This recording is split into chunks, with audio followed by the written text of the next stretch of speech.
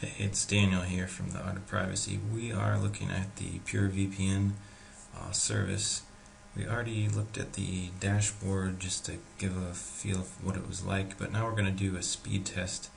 You can see here we're connected through the VPN dashboard. Status is connected. We're using the L2TP protocol and we're connected to the Florida server. So we're here at speedtest.net.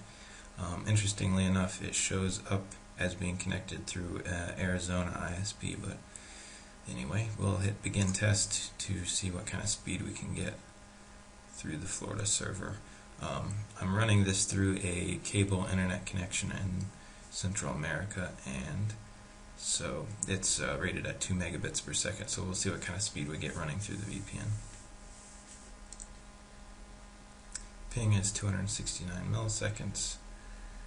And it looks like we're going to have a little bit of a slower day. I've run up to 1.4 megabits with running through the Florida server like this. Our upload speed is pretty good at 1.37.